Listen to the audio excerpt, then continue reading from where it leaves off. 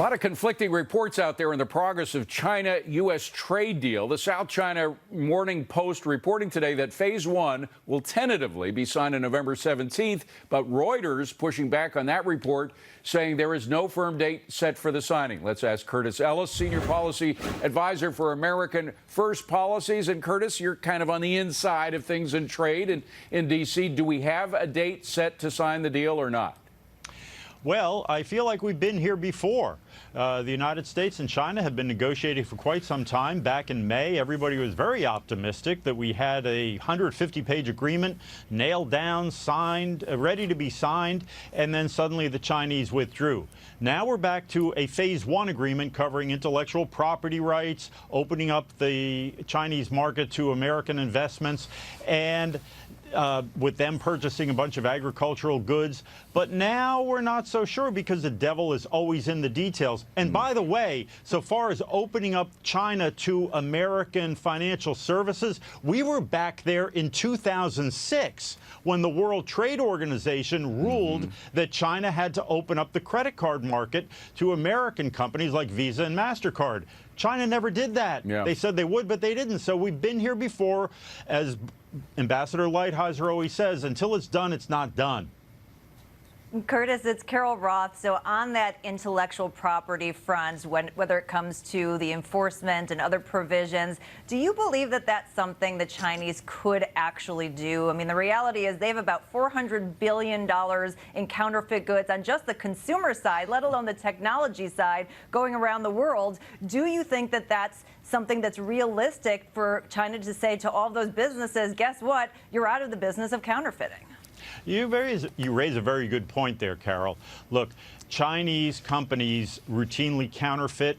China has said it will neither implicitly or explicitly force companies to turn over their technology, which is one form of intellectual property theft, because after we turn over our blueprints to our joint venture partners in China, they start knocking off the goods. But you look at how China operates, they seem to say they can't even find their fentanyl factories, but they've got facial recognition software tracking everything. So enforcement has always been the devil in this deal. How will they enforce whatever agreement? Because they've never lived up to any of the agreements they've ever made.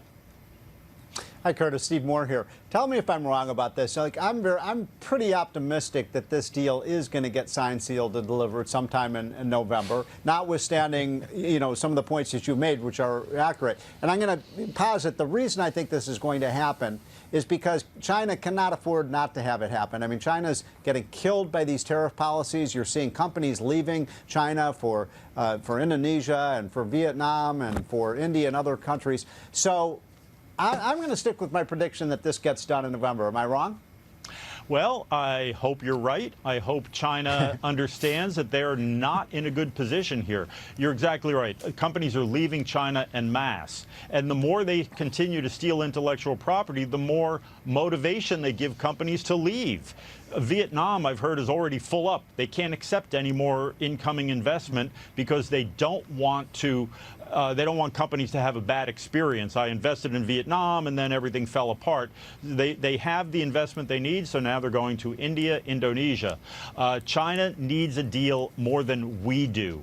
And for that reason, they have every reason to live up to the outlines of the agreement that was announced back a few weeks ago with President Trump in the Oval Office. You know, Curtis, I think that there's a lot of fighting the last war issue here, meaning a lot of the intellectual property that China infringed on in the past was intellectual property it infringed on in the past, and all the agreements in the world won't unsteal that infringement, but it will continue to have us focus the attention on protecting old IP rather than the reality of China spending huge amounts of money on artificial intelligence, on cybersecurity, on 5G that we need to be spending on in the same way. And if we were a little more entwined with them, we'd have a better sense of what they're doing rather than this increasingly walled off world where they're spending a lot, innovating a lot, and we're the ones who risk falling behind. Well, the reality is, as we become more entwined with China, they steal everything as soon as we innovate it. And that's why we need to be very careful about our relationships. They have 400,000 students over here. We're basically training their next generation of spies. They're working in the research labs in all the universities where the Pentagon and other government agencies are turning to for research. This is very troubling. Okay, Curtis, we got to leave it at that. I know everybody wants to answer that one, but thank you for being here again. Good to see you. Before we head to a break, let's see what's coming up on Evening Edit with Ellis.